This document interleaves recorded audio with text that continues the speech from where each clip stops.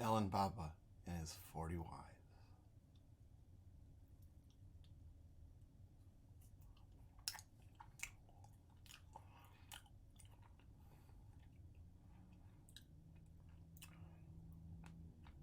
I am unapologetic. I love to fuck.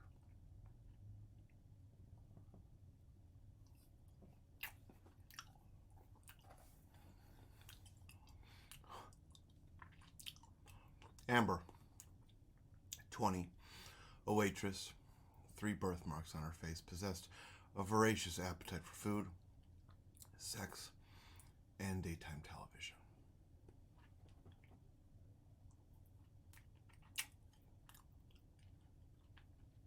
Lisa danced in a nightclub. Never ate anything. Graduated top of her class at Yale. Wore expensive shoes and cheap jewelry. Laura filed corporate minutes in a law office, laced up and proper during the day, steampunk at night. Jenna flipped luxury real estate, never worked out. Built like a brick fireplace, luminous and hot at all times of the day.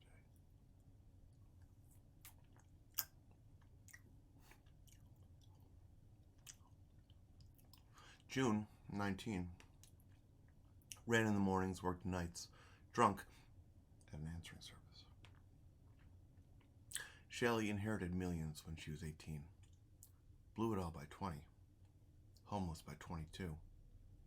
An executive for Bank of America by 25. Morgan painted portraits of the homeless and sold the paintings to the rich.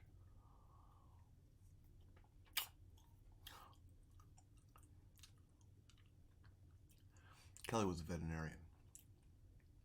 Jennifer walked through the house in the middle of the day wearing only whipped cream.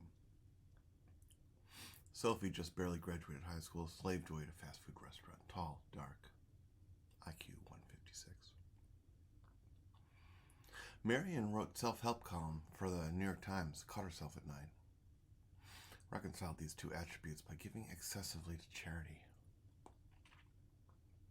Catalina was prone to dizzy spells.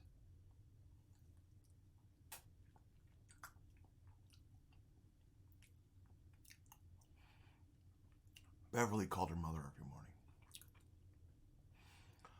Georgia, omnivorous and bisexual, preferred the taste of something sweet to the taste of bitterness.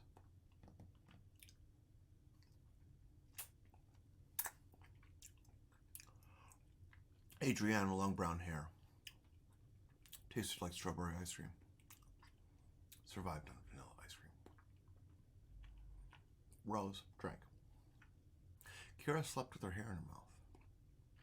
Michelle always wore a t-shirt and nothing else. Smoked pot. Laura, mulatto. Sang tenor soprano. Always slept in black lingerie. Suzanne read fashion magazines, always wore stilettos. Allie wore black clothes and black eyeliner. 19. Disappeared for days at a time. Moira told deviant sex jokes and immediately wanted to reenact them in front of a camera. Worked at the airport.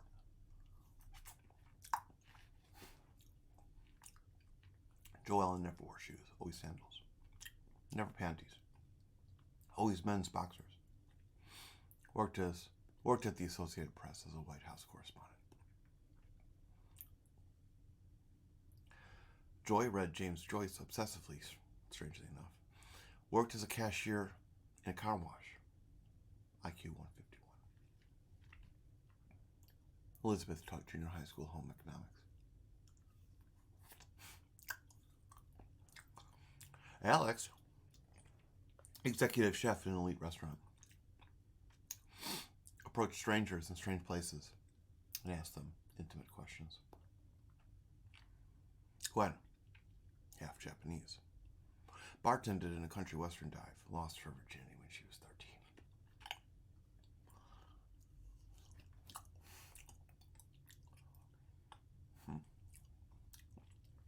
Kirsten, waitress, drank, full red lips like a rose growing in the middle of a crowded city street.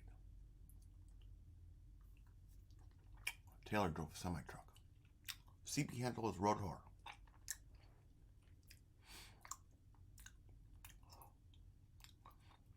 Carrie taught ballroom dancing. Possessed a 6-foot stuffed teddy bear wearing a strap-on. Jane painted faces at children's parties and could put her legs behind her head.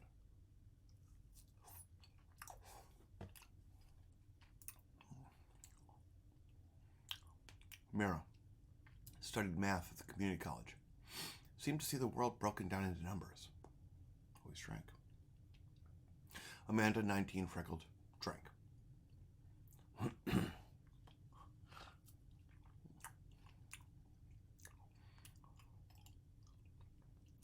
Cassie played volleyball at Stanford. Watched a lot of daytime television. Monica, long, dark hair, thick rimmed glasses. Owned only clothing that could be seen through. Oh, IQ 153. Naomi modeled for figure drawing class at Smoke Pot. Lily was a lawyer. Lindsay was a doctor. Julianne worked at Von Maur behind the perfume counter. 21st century Southern Belle. Studied the 20th century masters. Art and golf. Bryn worked, smoked, drank, fucked.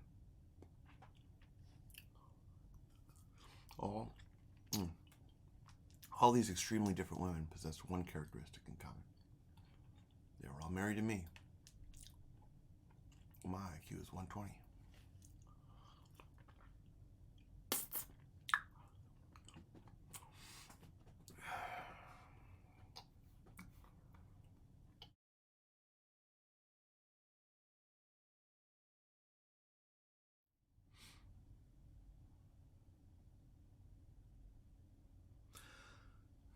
The morning, I got a personal call from Lorenzo Dubois' producer about arranging a series of televised interviews with my family.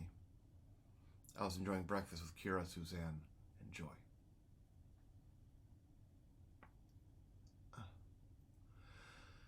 Alex, who prepared breakfast every day, regardless of with whom I had spent the previous night, brought the breakfast trays into the bedroom and vanished, leaving the four of us to feed each other with our fingers and watch daytime television. Suzanne lived for soap opera, flipped through Vogue during the commercials. Kira always had a voracious appetite in the morning, and I ate enough for 3. Funny enough, I received the phone call at 11 a.m., the hour of Lorenzo's talk show, and his producer requested a meeting between Mr. Dubois and myself. I asked how much money was in it for me. He said a lot, and I accepted the request for time. Tuesdays on the Lorenzo Dubois show are abnormally dedicated to alien abductions. He introduces and goads each guest on the show, feigning comic empathy, all the while pouring gasoline all over the audience. Joy, Kira, Suzanne, and I just sat back and watched in equal awe and amusement. Kira spit black coffee when one of the abductees pulled up her tank top and showed off her enormous breasts. Each guest defended their experience to the death as the audience hooted and hollered for more breasts. Lorenzo consoled one guest as she broke into hysterical tears, wailing, snorting, completely topless, her massive breasts rippling and shivering with each sob. Suzanne looked up from her magazine just long enough to amuse herself with the scene and then turned the page and remarked about the new colors of lip liner. I told the girls about the appointment with Lorenzo before I had the chance to announce it officially that night in the auditorium. The word had been spread around. Joy dressed for work in her car wash cashier's uniform and prepared to leave for a shift at noon. When she asked me how she looked, I pointed at her and made her come from 12 feet away. From her cell in the car, 5 minutes later, she called me and told me how much she loved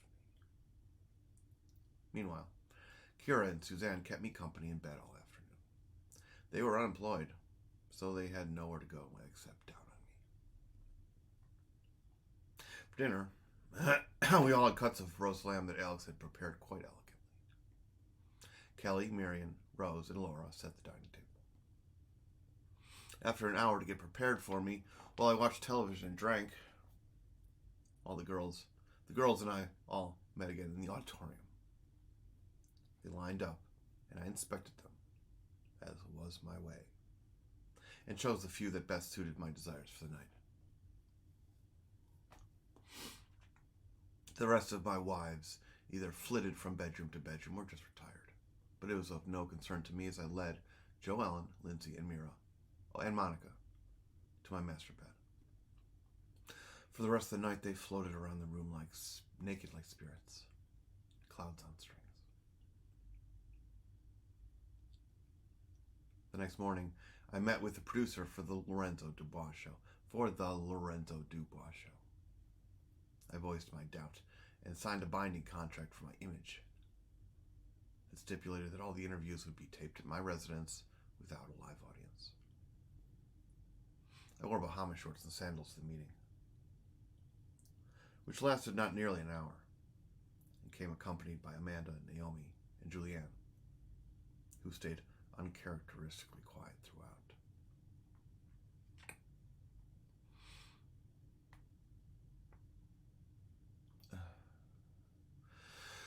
We fed on crackers, cheese, and grapes in the limousine on the way back to the house. We stopped quickly at the Circle K to get Naomi a pack of cigarettes. Amanda and Julianne snapped at each other in the car while we waited for Naomi, and I separated the two. Julianne angrily stomped around the car to get in the front passenger seat, while Amanda stayed in the back. I knew then and there that the constraints placed upon the show for reasons of economy would be the cause for a few arguments. I never thought it would go as far as it did. I just thought we'd all talk it out. The word went around. The word went around from bedroom to bedroom that Lorenzo only had time to showcase 3 of the girls that I would choose. That he wanted a cross-section of the girls that would represent the best of all 40. How could I tell the girls that on the nation's most notorious talk show, only 3 of them would achieve some small level of notoriety, while the others would be trivialized, seen but not heard, a background mosaic? It was a difficult decision to make. I didn't want to have to do it. I doubt anyone would. But as it happened, it was completely out of my hands.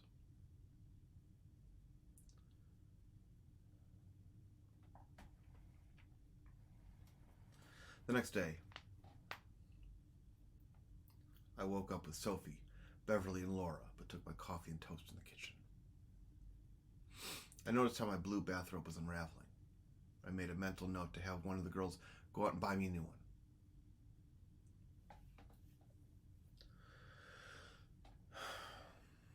My mother called on the telephone, and I spoke to my little brother, now almost 1 and a half, and just learning how to speak his first few words. I took the newspaper and headed toward the patio, and that's where I found Joy, floating face down in the swimming pool. I must have phoned the police from my cell phone, but I don't remember doing it. The crime scene unit appeared almost instantaneously to fish the body out of the water. A detective, a short, slender Latina named Mercedes, questioned me about the previous night. I told her that nothing appeared out of the ordinary. That I had gone to bed with 3 or 4 women, as I usually did. Had fucked for a few hours and had passed out cold around 1 a.m. I had heard only the normal amount of screaming that night. Nothing unusual at all. I smiled briefly, instantly regretted it. If something was wrong, I would have noticed it, I hoped, I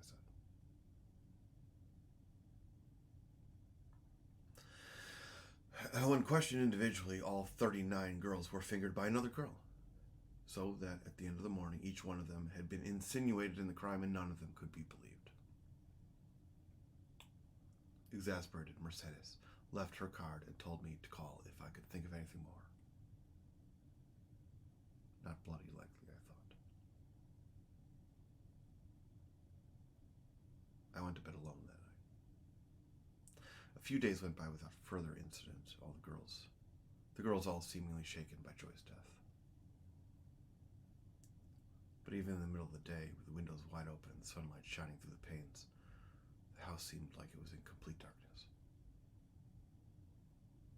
And I had to get away. I fueled the jet and headed for my parents' house in Nantucket Island. I hadn't seen my baby brother since the hospital. And I wanted to try to teach him my name. This, planned as a weekend away, turned into 10 days. I taught him some dirty words. He dribbled, and he drooled them, and I rewarded him with apple juice and a few McDonald's chocolate chip cookies. At the end of the trip, I took him onto the plane and let him pretend like he was flying. He giggled, and I smiled at him, and my baby brother and I shared a pure moment together. I called back to the house in Los Angeles only once, and I spoke to a couple of girls, Jane and Jennifer, who were eating breakfast together, and they told me everything was just fine. They had lied. When I got back to the house, police vehicles blocked the street. My taxi had to let me out at the end of the driveway, and I entered the house, the front door, which was wide open. Mercedes stopped me at the front hallway with a wave of her hand and brought me up to speed. Adrienne, Kelly, and Gwen had all been poisoned. Moira had been asphyxiated in her sleep with a garbage bag, and Carrie's body had been found cut to pieces and buried in the backyard. Cause of death unknown. My shock was limitless.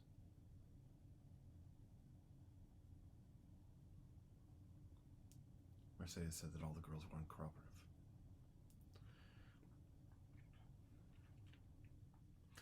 I chewed on a spare rib at dinner that night while the rest of the girls refused to eat, refused to touch the plates that Alex had prepared.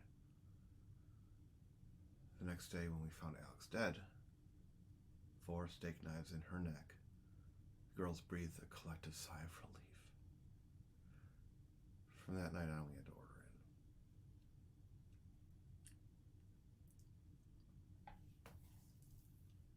in. Lorenzo phoned me personally. He expressed his condolences, but wondered in the next breath if the interviews were still on. And while nothing was further from my mind, I told him I supposed they were. He asked about setting a date to come by and meet me and the rest of the girls. I told him it better be soon. Lorenzo advised me to check into a motel. Sex, however, was getting better each night.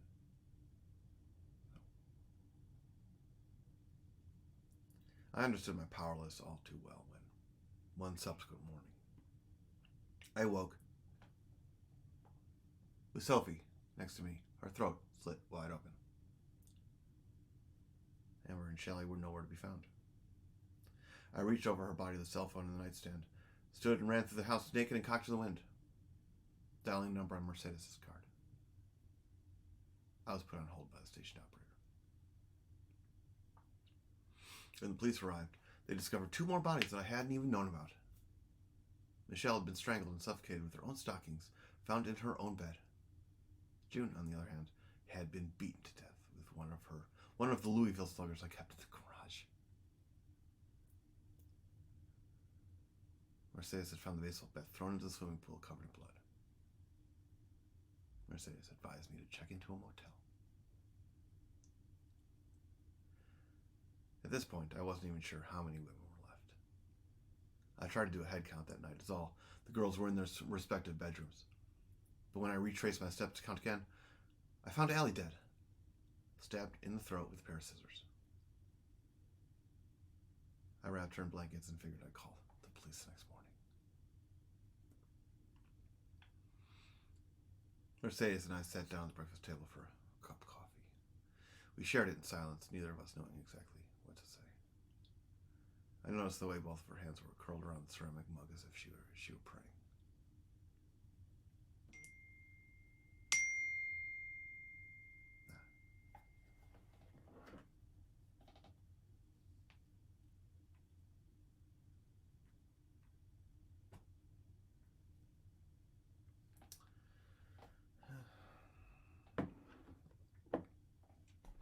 I suppressed the urge to weep.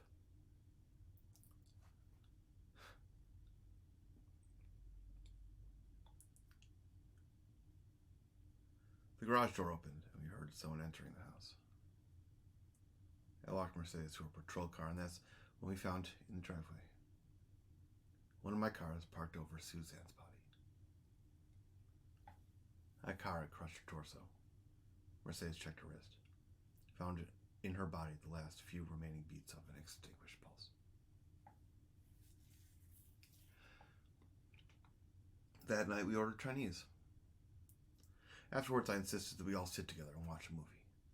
Halfway through the film Straw Dogs, Marion and Catalina began to fight over a room on the couch. I had to stop the movie and turn the lights on in order to break them up. They were at each other's throats. I settled them down and split them apart. The next morning, I found them both dead.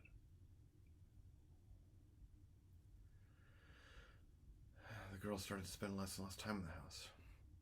I would waste away all afternoon by the pool getting drunk. I was barely getting attention from the girls anymore. There were consequences to being seen with me. Not for the first time in a long time. I was beginning to feel lonely. And then, when the number of girls dwindled down to 24, the murder seemed to stop. 3, 4, 5 days passed and nothing. I was beginning to feel, safe. Lorenzo came by and we talked. I told him that I was the last thing holding back a all-out war.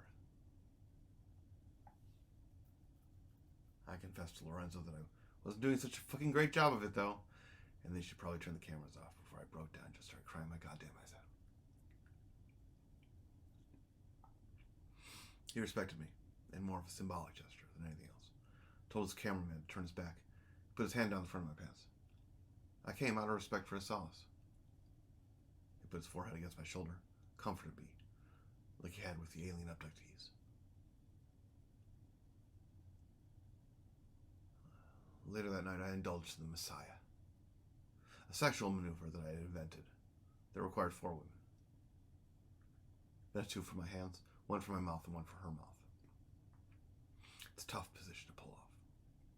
Good thing, I'm ambidextrous. With my arms wingspan and my feet together, I was crucified by tonight, Lily, Cassie, Jane, and Kirsten. Every night I died on a cross of pussy, and every morning I felt reborn. I fell asleep trying to drown out the psychic cacophony of women seething around me.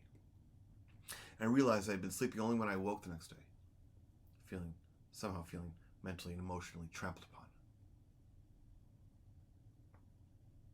I found only 3 women in my bed. Lily, Jane, and Kirsten. They bid me good morning with a kiss on the forehead. They smiled satisfied, turned and strutted like black widow spiders through the bedroom door. I put on my slippers and yawned, ambled to the closet to get my bathrobe.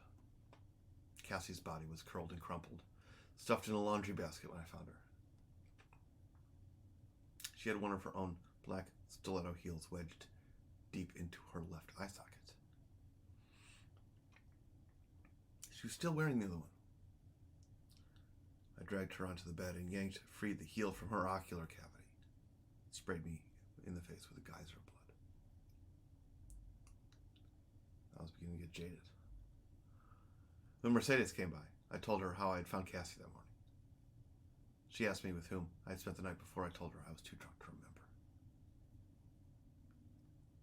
I asked her if she brought a bathing suit and if she wanted to sit by the pool a while. She called me a son of a bitch, which I suspected was one of her terms of endearment. And I walked her to the front of the house. She gave me another one of her cards. I told her that I was collecting them. And then I said something that shocked me as I thought about it later. I told her that I looked forward to seeing her tomorrow.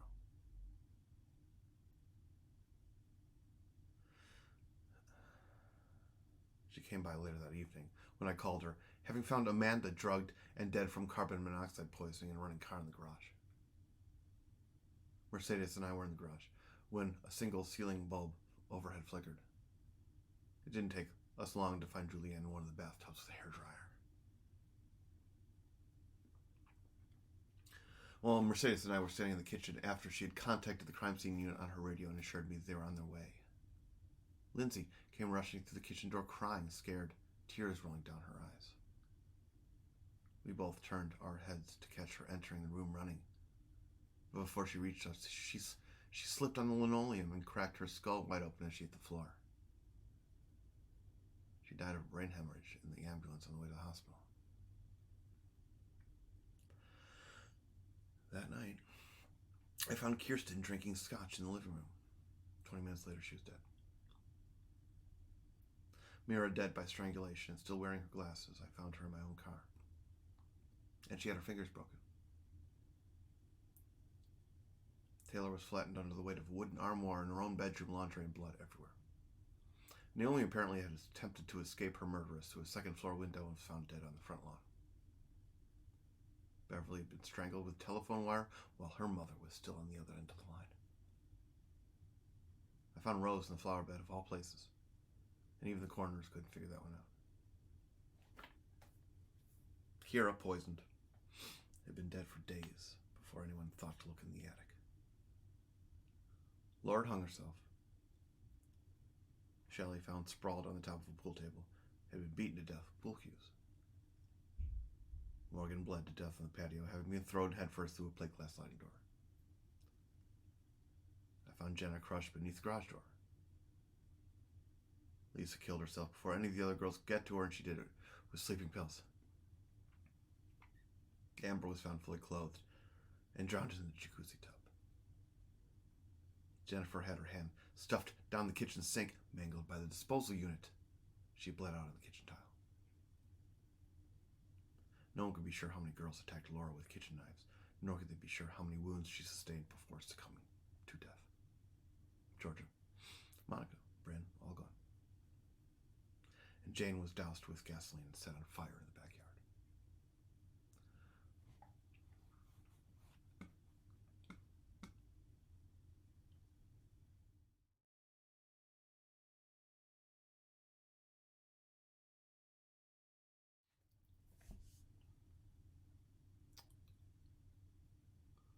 The next afternoon, I stepped foot into the auditorium.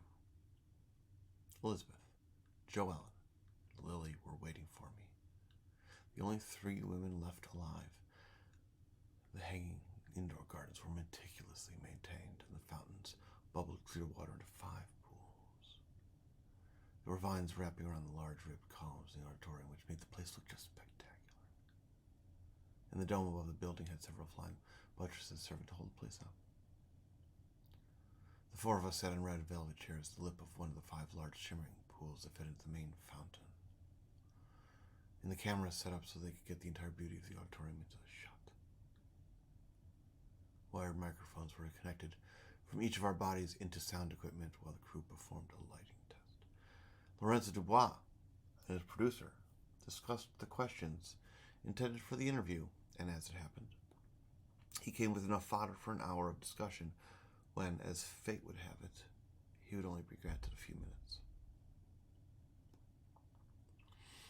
As Lorenzo addressed a few initial questions to the girls about my telekinesis, they began to argue. Name-calling evolved into catfighting, and they grappled and fought suddenly, pulling each other's clothes and hair. Things escalated too quickly to stop. I ran for cover, and Lorenzo chewed on his pencil, raised an eyebrow. The 3 girls wrestled over the velvet chairs and into the bubbling fountain. The cord and microphones attached to them pulled the sound equipment into the pool as well. The three of them were electrocuted simultaneously.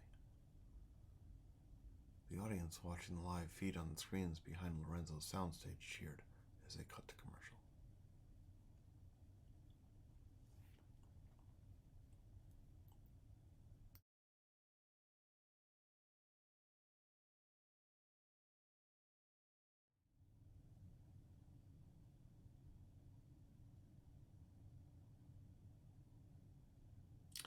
Back in the kitchen, I made coffee for Lorenzo and his crew as we waited for the police to come. The crime scene unit arrived soon after we called them and bagged the 3 bodies of the dead girls. Mercedes came with them and lingered long after everyone else had left. Mercedes stayed throughout the day, and we talked into the night. We didn't talk much about the girls. She told me about the abusive husband she had left in Venezuela when she was 18 years old. I told her about my baby brother and how I thought he'd grow up to be a genius. She told me about the sexual harassment suit she had to file while training at the police academy. I fiddled with the plastic spoon from a Salisbury steak microwave meal that I had warmed up for myself. As we walked the lane away from the house, Mercedes needed some air, and my hand brushed against her thigh. She put her arm around me, and I leaned against her, and we found ourselves blocks away from where we had started, on a street lined with mansions. We smiled at each other to see that the light in a bedroom window in one of the houses went out. A casual observer might have noticed, spotting us from behind. Little cartoon hearts flutter